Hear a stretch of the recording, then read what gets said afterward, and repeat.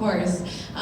What was the first thing going through your mind when it was over after sharing the bowl with, such a highly respected legend of the game? Oh, I was just like, my rib hurts really bad.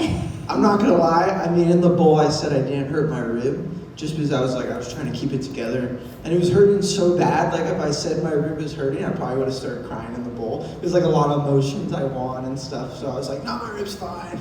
But low-key, my rib's pretty bad right now, so like, I was sitting there and I was like out of breath, and I was like trying to breathe, and every breath I was like, Wow, well it was a war. It felt like an MMA fight. It was great. It was an absolute scrap, and you obviously showed some real grit in there if you were injured. You knew what you were up against going into this, so was there anything that surprised you, or a moment that you felt in real danger in there? At the very end, the third round, like I was like, my rib was hurting so bad and I didn't want to move, and he was like cranking on my foot, and it was just sitting there popping, like it was like pop, pop, pop, pop, and I was like, well, there's 20 seconds left. I was like, if I just don't make a face, no one's gonna think it's that tight. But I was low-key a little scared, because I was like, this could be bad, but I didn't care. But honestly, the whole fight, like, I was more surprised of like myself. Like I thought Wagner was gonna be like a lot better at shutting down my takedowns, or a lot better like controlling me from standing. Like the match was like a jiu-jitsu match. Like I thought it was gonna be like a wrestling, like on the feet type match. But because Wagner's so good at like keeping people on the feet, not letting people take him down. But every time I went for a takedown, it was an easy takedown, and every time he like tried to take me down as well, he got the takedown. So a lot of jiu-jitsu in that, which jiu-jitsu is super tiring. Like the whole time we were just like flexing on each other, and with how strong Wagner is, the whole time I was just like really using my strength. So really good match. I mean, I loved it. Like I was having so much fun out there. Like even though I think I popped my ribs like in the second round when I was like bridging on like a submission. I think it was the knee bar. I was like bridging on the knee bar, and I felt something just go like, and I was like, oh, that didn't sound good. And then the rest of the match, it was just like a fun, like mental battle war, which is so much fun for me. Wow, amazing. Like I said, it was a scrap from start to finish, and even though you may have been a step ahead, it was very back and forth, but there was also obviously no room for error going into the third. So I'm curious as to what your corner said to you going into the third round. Shoot, I don't really remember too much. I was just like too focused on my rib. Like I'm not gonna lie, like I was just like, all right, we just gotta like make it through this. And my brother was like, you won the second round, you won the first round. I was like, I won the second. I was like, shoot, I thought, because I was like hurt, so I assumed I lost it. And he was like, you won the second. I was like sick. I was like, okay, if I can like get a good position in the beginning of the third, like I can use that to win the round. So that was my goal, like walking out there. I was just like looking at him basically as like fresh meat, like I'm going to get this position. Yes. Like, I mean, it was kind of like, I was like, for a second, I was like, shoot, should I like give up? I was like kind of so tired, my rib was hurting, but I was like, no way am I gonna let a 43-year-old beat me. So it was awesome, I loved it. And that definitely showed. That's why I asked what they had said, because you definitely came into the third with some more urgency. So good for you. Would you say that you feel like you're the best at this weight right now in the world? I would say in the UFC BJJ rule set, in the bowl, I'd say I'm the best in the world right now. Doesn't matter who comes at me. If you're cutting the weight to 170 and you're meeting me at 170 and we're in the bowl and it's UFC BJJ rules, I think I can beat anyone in the world right now. Whether it's someone coming over from MMA, whether it's a jiu-jitsu person, doesn't matter. Whether it's a wrestler, a catch wrestler, whether it's like some unknown, like a combat sambo person, like I think I can beat anyone right now. Given the right camp, given the right everything, I'm the best. I love it. And my last question for you. I mean, they obviously had to bring in somebody, an older legend of the game, to get somebody to match with you on 3 weeks' notice. So, is there anybody that you can think of that you would like to face next? Shoot, I mean, I'll just name some names. Like, I mean, I would love a match with Joseph Chin. I would love a match with like Kenta Ayamoto. I would love a match against like Andy Morsaki. I would love a match against the Rotolo brothers, Cade or Ty. I'd love a match against Mika Cavallo. I mean, the list goes on. There's so many people like around my weight class in the world that I think we could put on an amazing match. Now, if it's going to happen or not, that's a different story, but I can always dream and I can always ask for it. So, I mean, there's some names as well, like outside of, jiu-jitsu itself, like a match against Arman Tsarukyan would be super cool. Like a match against, some other like really tough people like Sean Brady, like Michael Chandler, like people like this that are like known for their grappling. I mean, I could even say like Charles or like Islam or people like that, but I mean, good luck with that happening, but I mean, I think I could beat any of these people, I mean, with leg locks, I think I could beat anyone. I mean, I think if it would be hard for someone outside of jiu-jitsu like Arman or someone like that to accept a match against me with leg locks. So I would even be willing to like take away leg locks against these people just to make it like a bit more fair for them. Since this is my rule set, since this is, my domain and I'm really comfortable here, I would be willing, if you don't punch me, I won't leg lock you, and then I think we could meet in the middle with like, we're only going for upper body submissions like guillotines, chokes, back takes, chokes, triangles, arm locks, stuff like that. I mean, it takes years to learn leg locks. Like, I've been practicing leg locks for like 10 years, and I'm just now starting to get comfortable with them. But it takes years to learn striking.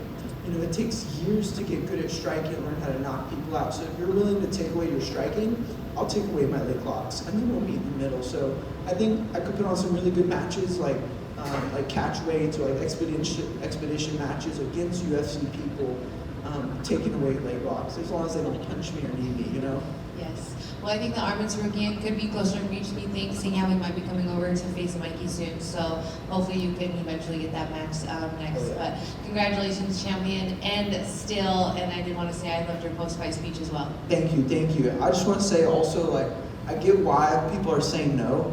It's like, if I was not me, like let's say I'm someone completely different, like I don't think I would want to compete against me either in the UFC BJJ rule set. So it's like, I totally understand why people are saying no and why they don't want to go against me. Like, it would take like best case scenario for me to say yes to me. So it's like a lot of these people aren't getting like the best case scenario to fight me. Like it might be like a 1.5 month notice. It might be like 2 month notice. Like these people need like a whole year to prepare for me, So I get why a lot of people are saying no. Like I don't think I would want to come over to UFC BJJ just to lose as well. Like that doesn't sound great. And for all the people that are, are scared for exclusivity, you have to beat me first to get that exclusive contract. So it's like, I don't know why you're afraid of going exclusive. Like you got to beat me first, and good luck doing that. So I just want to say that real quick. Mic drop. You gave a lot of respect to Wagner before the fight, but did he exceed your expectations out there? Did his performance, did he do even better than what you kind of were given credit before the match? Man, I think the worst going into my matches. Like I played all the scenarios in my head of me losing, how I could lose, and I thought Wagner was gonna gonna be like so much more like mean in the standing, like so much more like pressure. Like the fact that I was on top most of the match and he was in guard was like very surprising to me. So I think it was honestly a little underwhelming for me. But I also thought I was going to sub him quick. I thought I could like take his back and sub him. So the fact that I couldn't like surprised me as well. I think I was surprised in some scenarios, and then I was disappointed in some. But I mean, shoot, bro, Wagner is such a dog. Like he was coming at me. He was rape choking me. He was freaking sticking his arm in my mouth. He was like grabbing my face. I was like grabbing his face. Like we were getting very rough. At one point, I was like shoving my chin in his eyeball. At one point, like he shoved his arm like in my mouth, and I was like kind of like biting him. And then he was like, "Ref, he's biting me." I was like, "You shoved your arm in my mouth," Like, I thought I saw a point where you guys were talking trash to oh, each other. we were talking the whole time. We definitely were. Like he was like saying like at the end when he was like kind of rape choking me in round 2, and I was like sitting there, and I was like, I can't really sit up my rhythm. I'm kind of stuck. And then the round ended, and he was like, doesn't feel good to be down there, does it? Like something like that. And I like sat up, and I was like, I don't really have anything to to say against that. Like, it was just a mental battle the whole time. I had a lot of fun out there. The commentary team was talking a little bit about how you had your fingers taped. Is that Yeah. something you normally do? Especially when he was going in there and gripping your hands, they thought that might play against your favor. Is that something you normally do? Yeah, Wagner's known for, I'll just show it real quick. He's known for like going like this and then like turning like this, and then he gets a hold of your hands like that.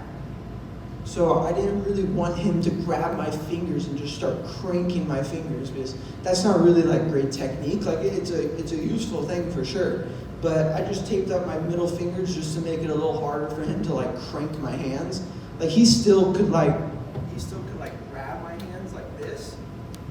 So I wasn't like taking away from jiu-jitsu at all. I was just taking away from him just cranking on my fingers. Like, I didn't want to leave the match with all my fingers broken, you know? Yeah. So yeah, it was a strategy on my part. And then you mentioned, even the commentary team talked about it, with a rib that pops out. Is this something with time will take care of itself, or is this something that you maybe have to worry about going forward in every match? I mean, shoot, man, I hope I pop my rib out every match, because it just shows I'm trying so hard, and I want it so much. Like, you don't pop your rib out unless you're trying. If you just sit there and lose, you're not going to pop your rib. So usually you only pop your rib when you're ripping something or you're trying to get out of something like really hard. So I don't think I'll have to worry about it going on. Like, I think with the PI, we're going to do a lot of like core, a lot of rib strengthening to make sure this doesn't happen again. Because low key, man, I would rather my freaking shoulder pop out of place than my rib get hurt in a match. Like, because if your shoulder pops out, you still can breathe. Like, when your rib pops out, like, you're like struggling to breathe, your core hurts. Like, it's not a very fun spot for sure. but I love it. I'm totally down. It was so fun to be in there and having to like overcome that mental battle. Last for me, there was a point during the match where I think you were fixing your hair, and I was like, is that a flex? Or did you not even notice that you were fixing your hair during the fight? I don't remember that.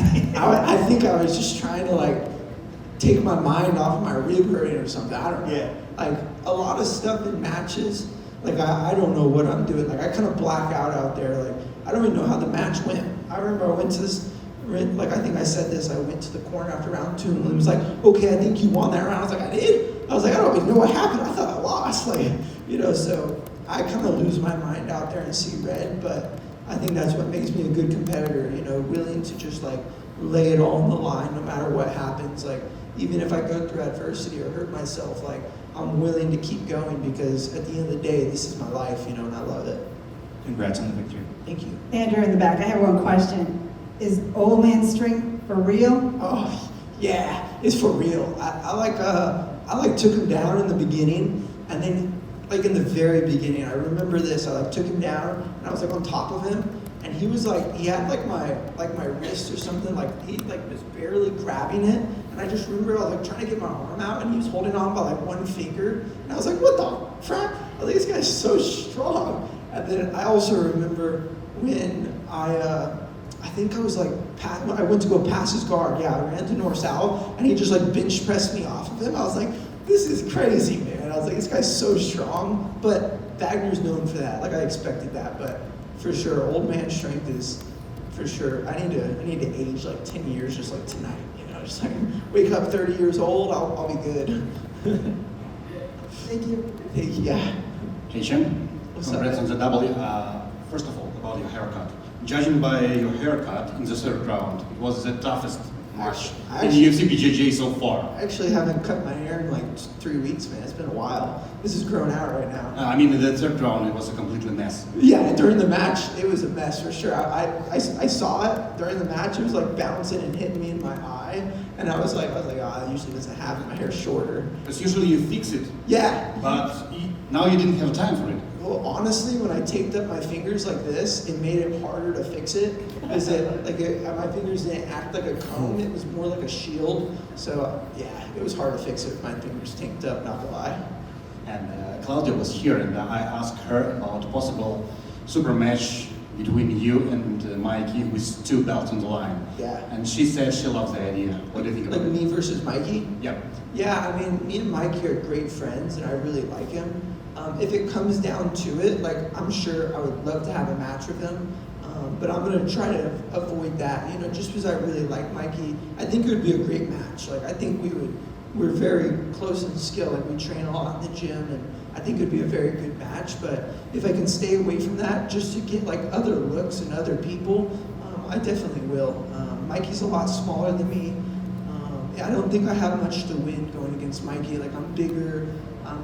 I'd be cutting down. Like if I beat Mikey, like I think it's kind of like a lose-lose scenario for me in a way. But if it comes down to it, like I'm not saying no to everything. Like if the fans and there's enough hype behind it and people are pushing, like I will say yes. But if there's other options, I'm going with the other options for sure. And speaking about super matches, like, are you interested in the second belt? And if yes, what is more comfortable for you? Go down to 155 or go up to 185? I haven't actually thought about that yet because I'm still just like getting so much like people like I'm getting challenged and I'm getting great opponents. Like I'm definitely gonna want to just try and beat everyone at 170, and then if there's no one left to beat me, then I'll probably I don't know, we'll see. Because my brother, he's in the 185 pound division and he wants to keep going and win that title. But let's say a year goes by or a year and a half and my brother still doesn't have the title, then I'll probably go up to 185 and he'll come down to 170. I hate cutting weight. I don't think I'd want to cut to 155. I just won't be able to eat sugar or at night. I won't be able to eat my Lucky Charms, that won't be fun at all, But yeah, I mean, we'll see. Like I'm an opportunity person, I'm not just gonna say no if it's good for me. So if it's good for me to go down to 155, I will. If it's good for me to go up to 185, I will. If it's better for me to stay at 170, then I'll stay at 170. Good luck. Thank you. Last Thank you. question. Andrew, congrats man on the win tonight again. Appreciate you. I know you throw out these names and we talk about all these super fights and stuff. When we talk about, realistically what your next fight may be, I know you threw out the Joseph Chen name. You've thrown him out before, I believe, and I think that's the guy that always brings the action, win, lose, or draw. So Yeah. when we look at realism, obviously the Rutola brothers, that gets a bit harder due to promotional differences. So do you think Joseph Chen is a realistic next match for you here in the bowl? I think Joseph's a realistic match. I think there's a couple of people out there that are very realistic. Like we saw a 170 pound match here tonight that ended really good. We've seen some other 170 pounds. Like there's a lot of people coming up, and if people just keep racking up wins, I'll take the fight. I'm not too much into I'm just accepting the fight because you have a lot of followers. I'm more like, are you tough? Is it going to be a good match? And do the fans want to see it? If it checks those boxes, I'm saying yes to it. I say it all the time, when I sit in bed at night and I'm nervous to fight you, I will fight you. If you don't make me nervous, I'll say no to you because I want to be challenged. When Wagner was like, hey, I'll fight you, I was legit oh shoot, it's Wagner. I was like, dang, that guy's tough. I was like, can I beat Wagner? I was like, I don't know. Then I was like, okay, yes, I want to fight Wagner. But Joseph, I don't know if I can beat him. We're 1-1. He beat me once, I've beat him once. There's a lot of people out there. Andy Morisaki, really good. He's doing a gi season right now, so he's kind of out of the no-gi scene right now. But once he makes his way back into the no-gi scene, that would be a really cool match.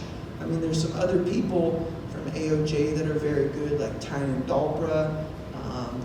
There's some other good people that compete for other organizations as well, like Dante Leone. The list continues. But just whatever's realistic. If you guys want to fight me, I'll say yes. I'm not gonna say no unless you suck. So step up, guys. Let's go. Thank you, guys.